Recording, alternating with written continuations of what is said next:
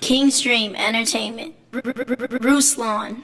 All right, so yesterday the verdict came out for the Breonna Taylor incident that happened a couple months ago, happened in March, and there were no charges filed against the police officers involved, 3 of the police officers, directly to the shooting. There was one charge filed for one of the police officers that was let go for basically kind of recklessly using his firearm.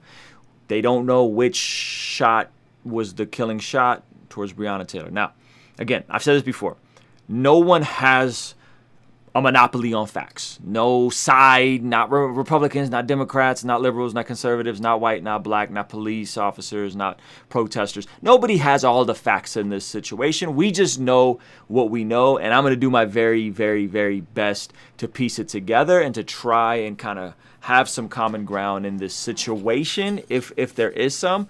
If you guys haven't been paying attention, I've been doing a series with my brother KD. We dropped 2 videos the past 2 days. There's a video about the Breonna Taylor situation, him agreeing with Ben Shapiro on a few things. I don't want to spoil that video. And there's a video that came out today called Why Blue Lives Matter is a Problem, or the problem with Blue Lives Matter. So if you guys want more stuff, and KB does an amazing job really breaking this stuff down as a black man who is an entrepreneur, who is a capitalist, self-proclaimed capitalist, and a Christian.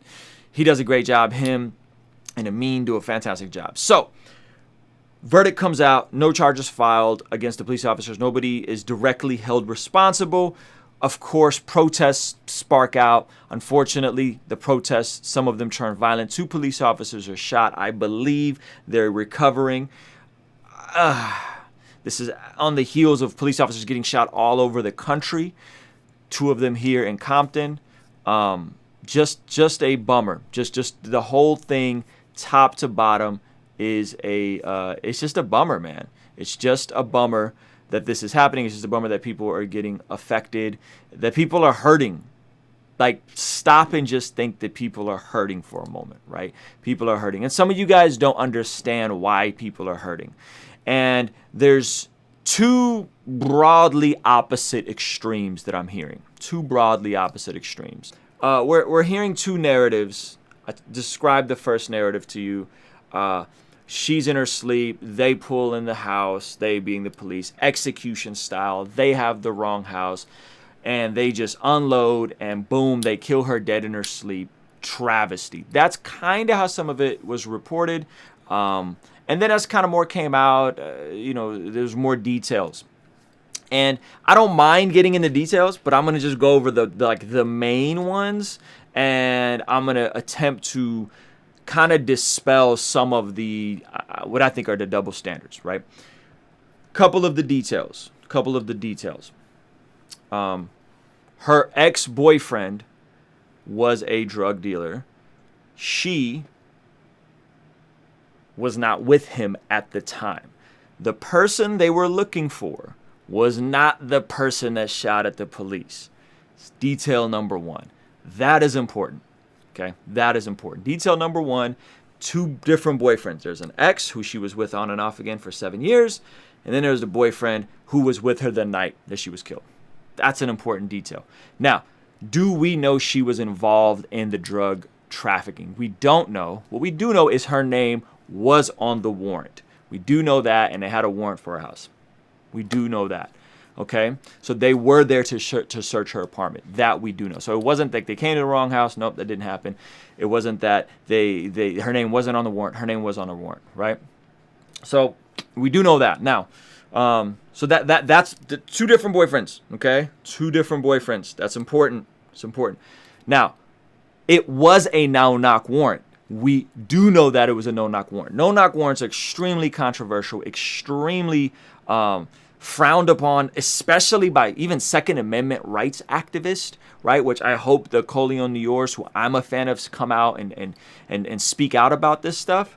So we do know that, listen, no-knock warrants, no good, right? No good. Just about everybody is against them. Anybody who's a critical thinker is against no-knock warrants.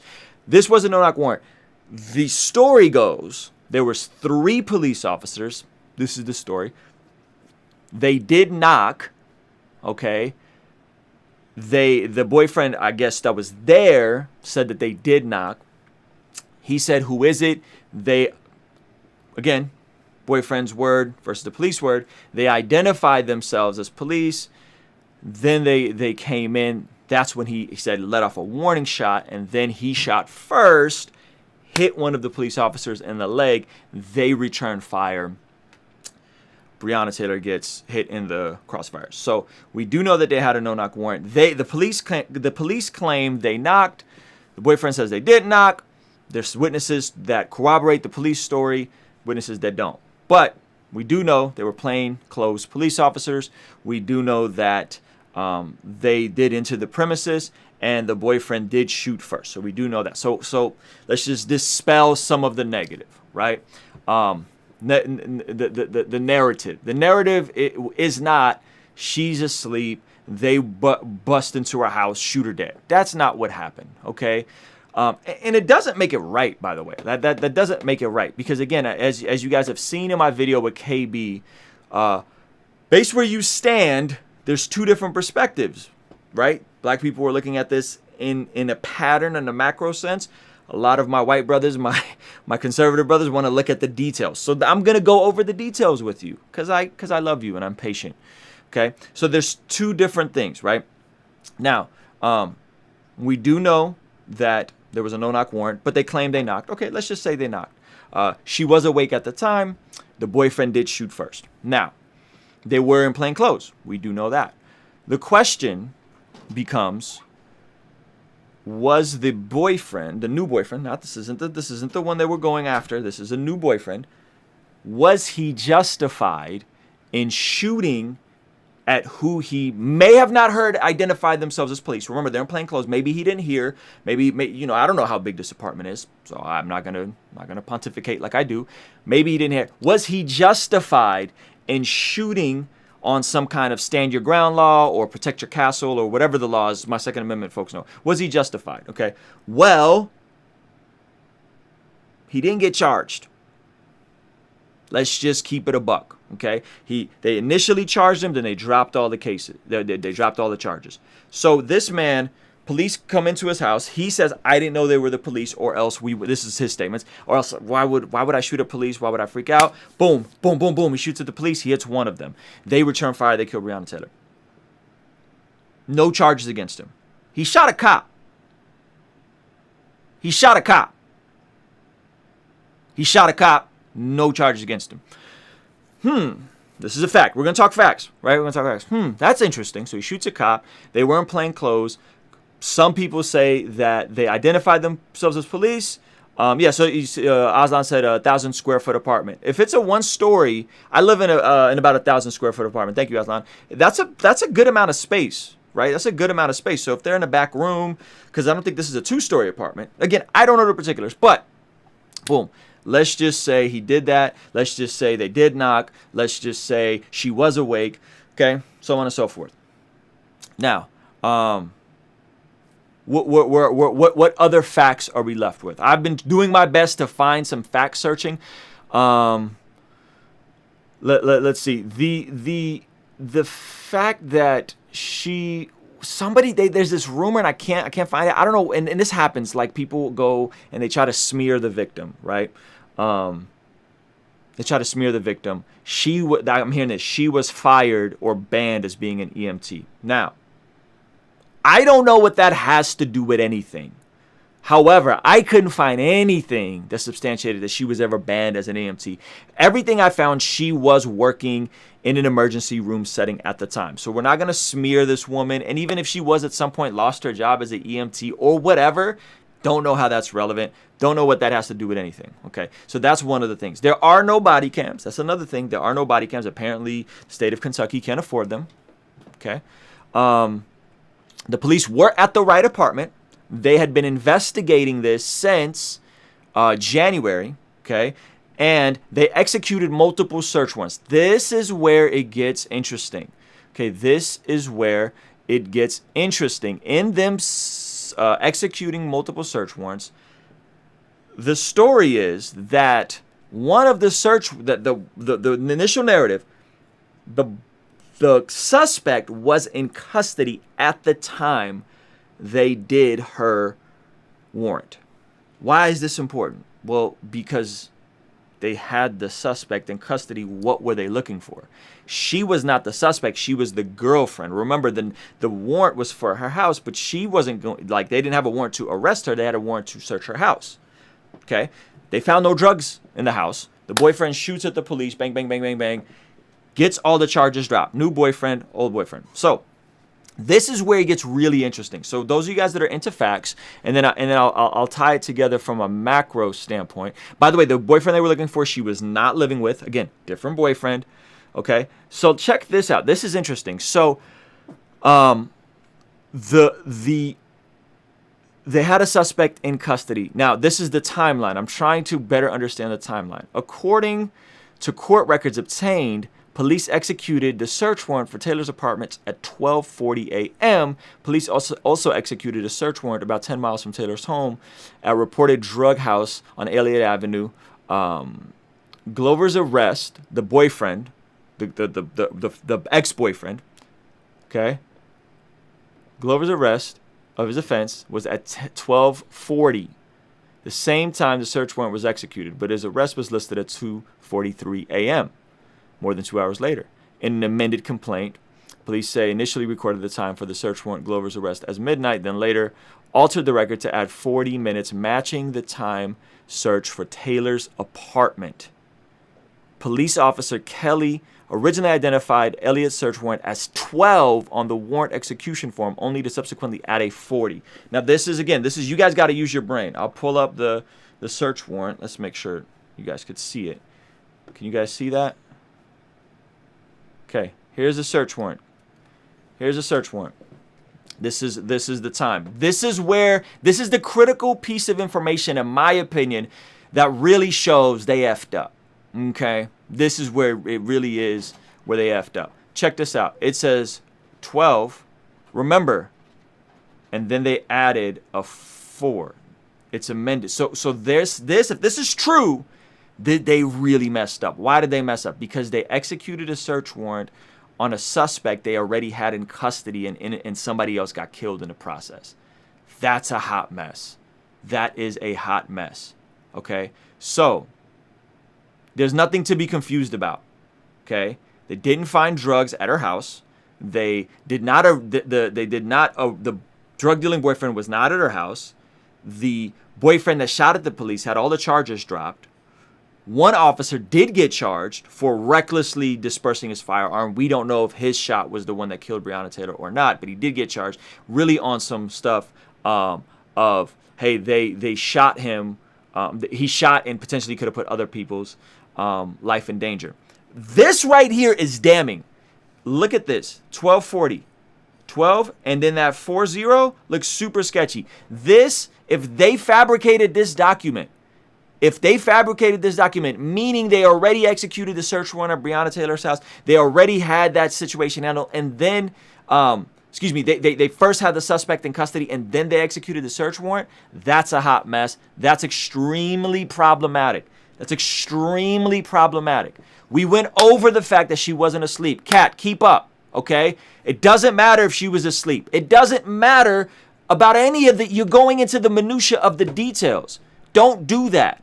Okay? Hear me clear. 2 different boyfriends.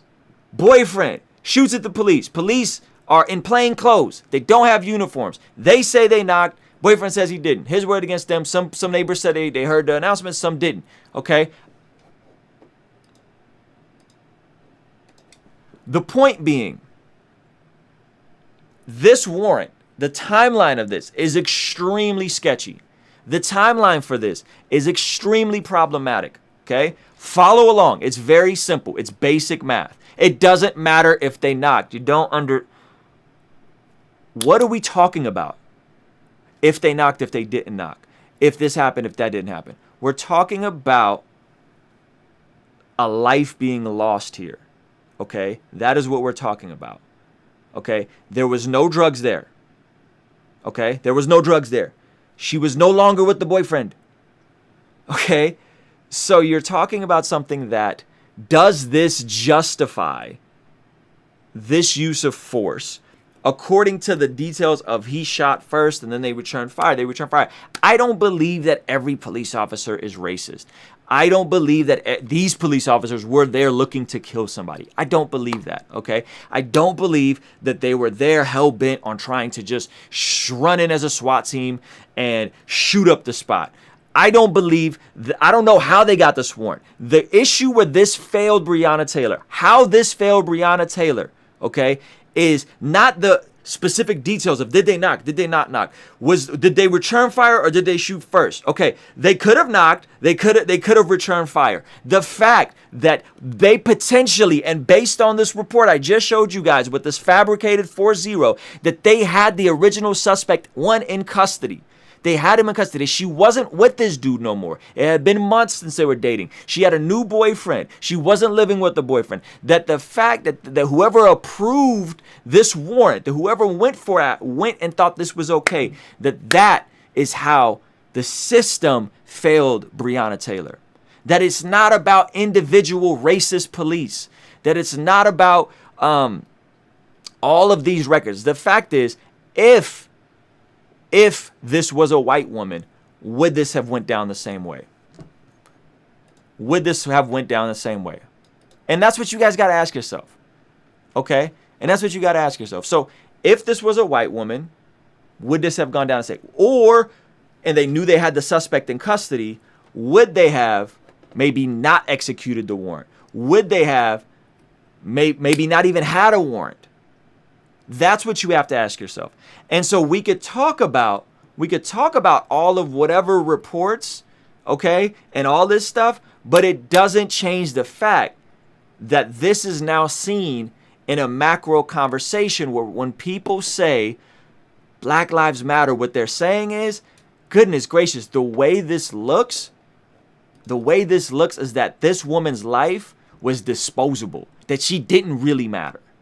Right? That she didn't really matter. That is not an endorsement for the organization. Get out of here with that. Okay?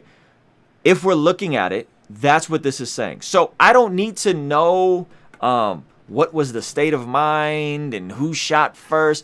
I'm saying if me and you were in a situation where someone dies, if me and you are in a situation where someone dies and we cause that to go into motion, guess what? Me or you is being held accountable to some degree. I'm not saying that that's murder, because murder would have to be intent. Okay? But if me and you cause a chain reaction where someone's life is lost, we get held accountable. Do we not? Do we not? But when it's police officers and there's police unions and there's qualified immunity and there's all this stuff, all of a sudden they don't get held accountable to the same standard. That's interesting to me. That's all I'm saying, right? That's all I'm saying. So again, no one has a monopoly on the facts. I don't care what she did before. I don't care who she dated. None of that changes the fact that if this was played out in a real life scenario with people that caused the death of somebody else, even if they were operating under the proper pretense, even if those police officers were doing what they thought was right because of the commands that came down, somebody would be held liable for this situation. And not just as, hey, well, he dispersed his weapon recklessly. And her life did matter. And that's where I think the disconnect is we're looking at the individual specific details. And I'm not here to tell you that I think all cops are racist. And I'm not here to tell you that I even think those cops were racist or did anything wrong that night. Maybe they really didn't knock. Maybe they're lying about that. I don't know. But just say they're saying everything truthfully. Let's say the cops knocked. They identified themselves. Boyfriend didn't hear. He shoots fire. Boom, he hits a cop. Cop returns fire. She gets killed. Who set all that in motion? And did they know that the other suspect was in custody? Did the person working the radio know and didn't tell the cops? Do you legally have the right to continue these search warrants if the other suspect is in custody? Remember, she hadn't dated this dude in months, right? New boyfriend, staying over.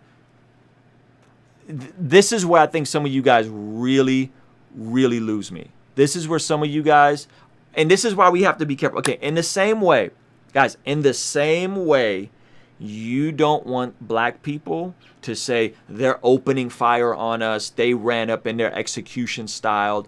They shot up the place. In the same way, you don't want that.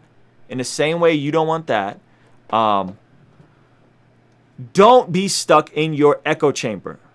Don't be stuck in your echo chamber, only consuming stuff that is that is reaffirming your view of this thing over and over again.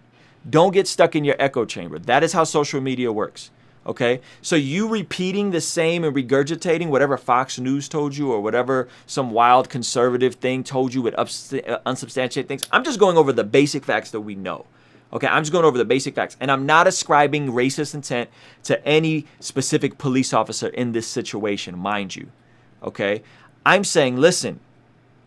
Here are the things that we know.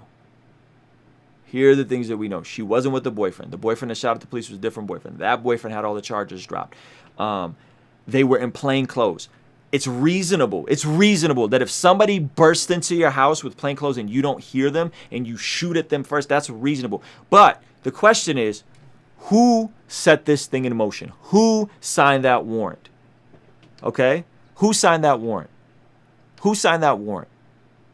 Who didn't or did report that the suspect was already in custody? Who forged this document? This is pretty easy to see, guys. This is not 1240 was when the other one was the other paperwork was done at 12. They changed it to 40. I don't know.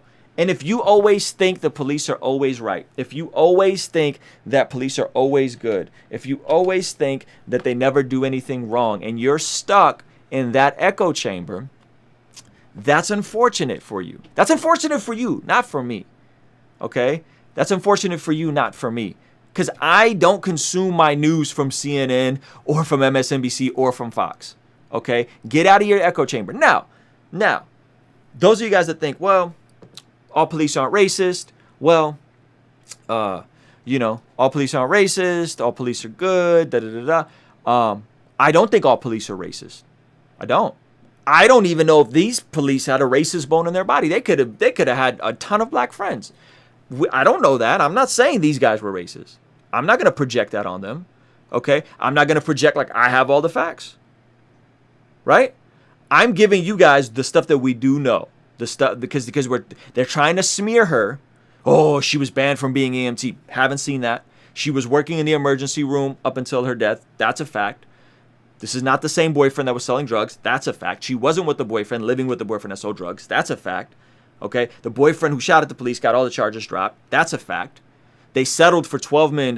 That's a fact. Then they gave a bunch of laws called Breonna's Law. Sounds like they're taking a ton of responsibility here. Okay? Sounds like they're taking a ton of responsibility here, except the responsibility to hold anybody actually accountable. Right? So, I don't know. Now, those of you guys that think police are always good, those of you guys that think that police can never be racist, that it's law and order, it's the good guys versus the bad guys, we change the definitions of racism, which I don't think that's fair either. We're not going to change the definitions of racism. Those of you guys that think that, here's a story that I don't see anybody covering, especially people from the right, especially Blue Lives Matter people. Okay, I'm going to show this to you guys. And you guys do what you want with this information. But let's have just scales. Let's have just scales.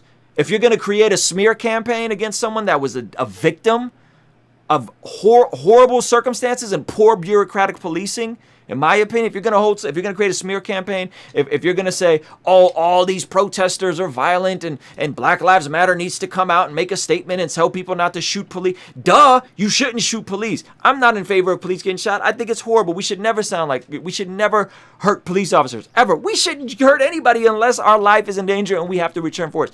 Period, point blank. But if you're one of those people that thinks that all of this is just being spun and black people are making it up and there's no such thing as racism, I got a great story for you guys. Let's check this out. You guys ready?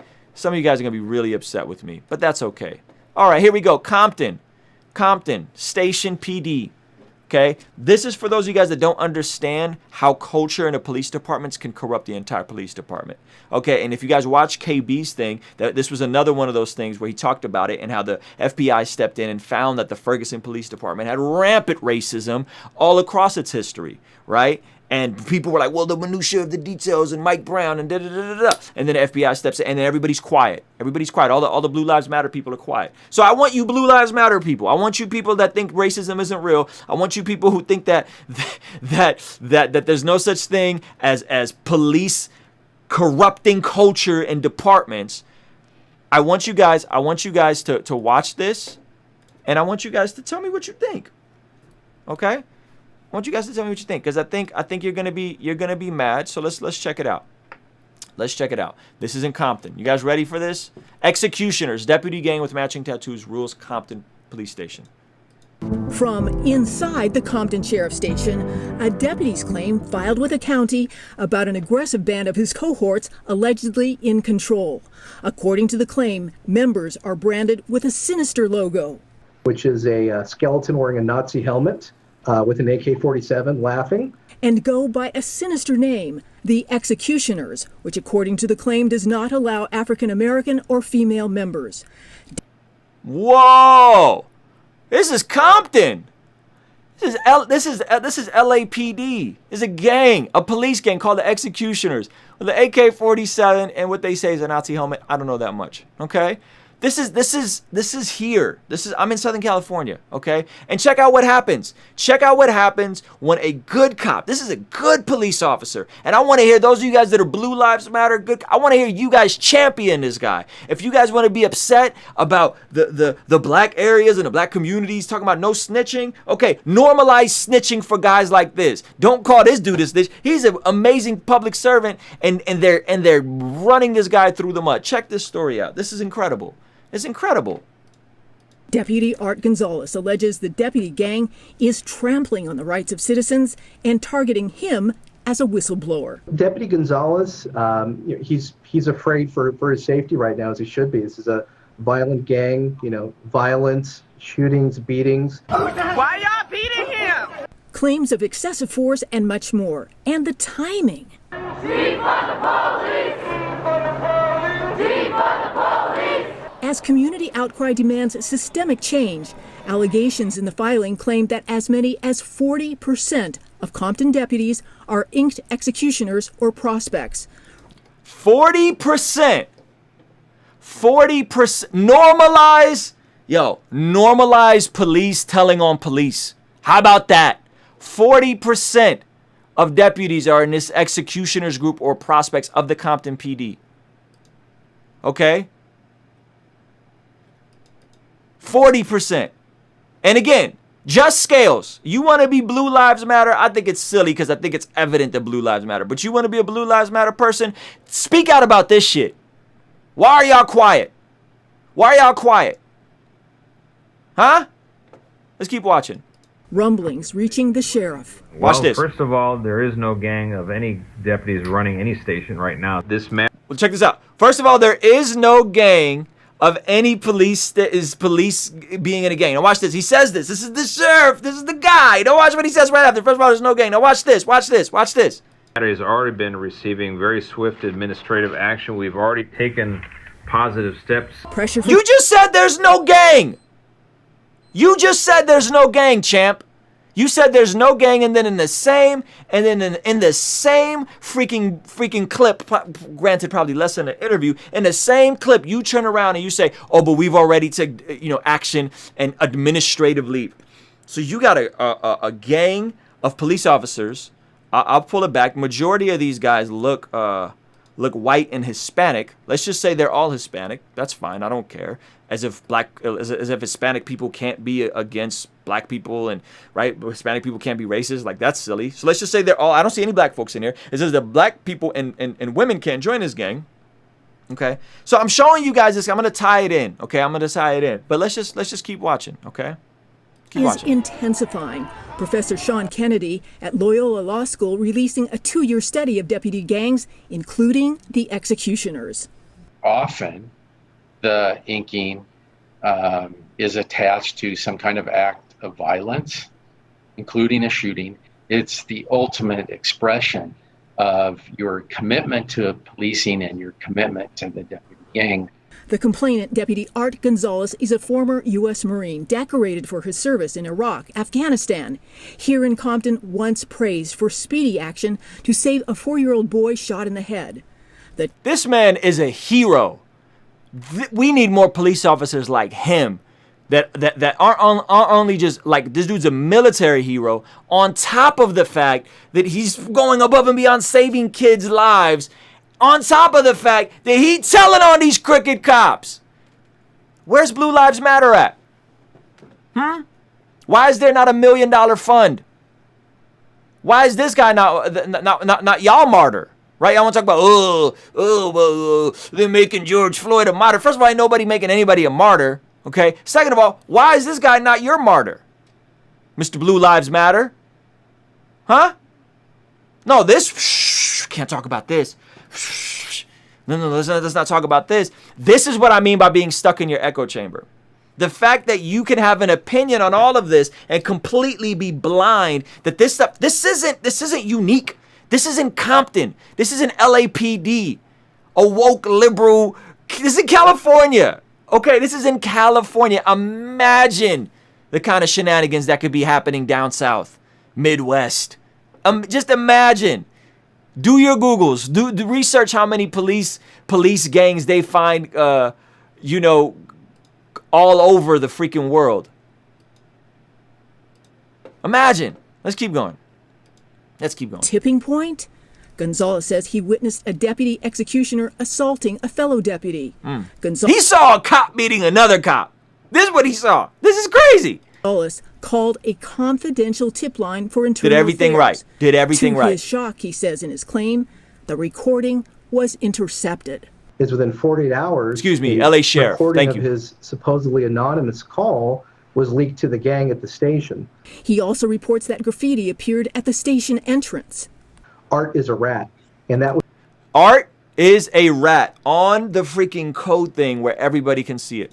placed at the keypad to get into the parking lot. So that's the most visible place in the entire station. Compton, a flashpoint for high-profile crimes. Recently, the armored SUV of rapper YG in the middle of a shootout. And an 18-year-old security guard, Andres Guardado, chased by 2 Compton deputies, shot 5 times in the back. Evidence of the secret deputy pack emerged in the wrongful death shooting case of Dante Taylor. Compton deputy Samuel Aldama forced to reveal his tattoo, saying that about 20 deputies at the Compton station have the same ink. They got, there's 20 of these dudes that got the same tattoo. This man had to show his. Which is a symbol of death. There are flames on Aldama's tattoo, which symbolizes he's emerging from hell. There is an AK-47.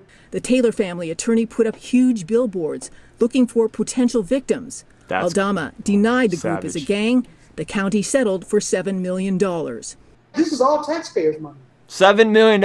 So, Watch this number. Yes, watch the this number right here. Should be very worried. Criminal defense lawyers are going to be lining up, making motions for new trials. The Gonzalez claim alleges the executioners brokered a deal to amp up arrest numbers. Members of the public were stopped for minor infractions. According to the Loyola study, sheriffs over the last 5 decades have been unable or unwilling to dismantle the deputy gangs.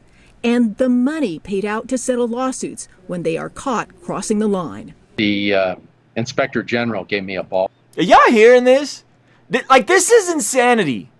This is insanity. Ballpark estimate based on just public information that it's at least $50 million. I think in reality, it's got to be much, much more. Villanueva says he is the first sheriff to impose a policy forbidding such groups. He's the first sheriff. It's 2020. He's the first sheriff. He is the... Okay, so if you don't understand that this is happening in LA Sheriff, and you don't understand how culture, anybody that's ever worked at a toxic job, anybody that's ever worked in a toxic environment understands that when you say a few bad apples, yeah, you know how that metaphor continues? A few bad apples spoil the entire bunch. A few 20 to 40 police out of 100 person Compton jurisdiction will spoil that entire thing. And then the one guy that has the courage to blow the whistle, this dude loses his job. This dude loses his job. So, am I saying all police officers are racist? No, I'm not saying that. Clearly, I don't think that. But am I saying that in any environment, specifically law enforcement, when stuff like this happens, how difficult it is to turn a corrupt, toxic culture? Again, think about that job you worked in when you knew it was a toxic environment. Think about how easily that was corrupted, right? So this is the stuff that's going on. And there's other stories like this. There's tons of stories like this. This is the most brutal, like, wow, this is wild. Inspector General says today there is no evidence that the sheriff has pursued any house cleaning. The county's watchdogs want the sheriff's records on all deputy gangs and the names of all members. The sheriff says due process laws protect deputies from such disclosure. Of course they As do. for Gonzalez now, he Of wants course they compensation do. for the years he had planned to serve, but now cannot. Once you run afoul of the department and you blow the whistle on illegal conduct within the LA County Sheriff's Department, your career is over. Yo, this man, Art Gonzalez, is a national hero in my opinion. This man is a patriot. He is a hero. This is what we need more of in law enforcement. Unfortunately, until we normalize that, those types of people, we're going to keep getting the same thing. And if you think that this is isolated to just LA sheriffs, this is the LA Sheriff's Department, okay? This is the LA Sheriff's Department. If you think that this is just isolated to them, you're completely missing how this is all going to be connected and why poor people, black people, people of color view police the way they do in a macro sense. So you can talk about the specifics on did they knock, did they knock, did they do this, did they not, we could talk about that. But at the end of the day, someone thought it was a good idea to set this in motion. There's potential for precedent that they completely fabricated the paperwork. They lied on the paperwork. They had the dude in custody, changed the paperwork, and then they still executed it and someone gets killed. If me and you are involved in a situation where anybody ever gets killed and we put that in motion, we're going to jail. We're going to jail. Period, point blank, right? One of the cops is charged, the others are not. I'm not saying that those cops were racist. I'm not saying that those cops all need to be arrested. I don't know. What I'm saying is listen. There's double standards. There are unjust scales. And you guys who want to wave the banner of Blue Lives Matter and don't get it, you're just playing yourself. You're playing yourself because listen, I don't have to talk on this. I could just check out. You know what I'm saying? I speak on this stuff because it's truthful. I speak on this stuff because it's truthful and because it's necessary. So, if you guys want to be combative, if you guys want to be toxic, that's on you, okay? But the truth is in the middle, and it seems like we have two groups. We have one group that is being hyperbolic. When you hear statements like they're shooting black men in the streets, when you hear statements like they ran in and they shot her execution style, right? When you hear this stuff, people are being hyperbolic, okay? Why are they being hyperbolic? Why is that? Well, because they fear something that they perceive to be real. Now you could say that's been amplified by the media. I would say maybe, or that's been amplified by their experience in real life.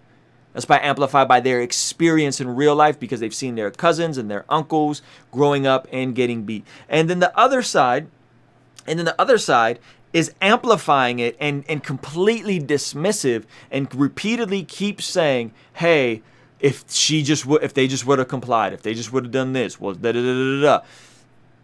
right, and yeah, and not to mention mass incarceration. It's a whole nother can of worms, right? And how that whole system, the war on drugs, mass incarcerations, for-profit prisons, all of that, right? So when people are upset at the Breonna Taylor verdict, some of them, yes, they haven't looked at the details. Fair enough. You know what? Fair enough.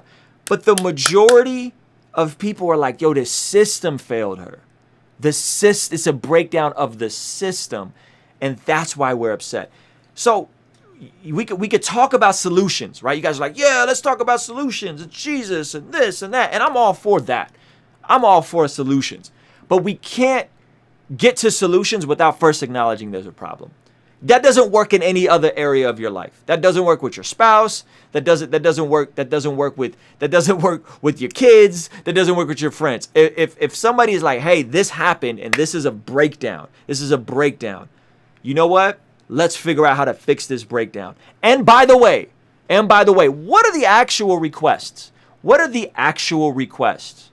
What is A Can't Wait? Have you looked into that? Have you looked into that? Have you looked into A Can't Wait? Have you looked at what people are actually asking her to do? Right? What are the requests? You haven't, right? Most of you guys haven't. Request. Hey, let's create independent community boards to oversee these things. Let's do that. Hey, let's ban chokeholds. Hey, let's get more de-escalation training. Hey, let's right? What do we argue? And check this out. The majority of police officers I know, when they look at the A Can't Wait propositions, they say, hey, those are good ideas. Yeah, I would like body cameras. That would be great. Let's get body cameras.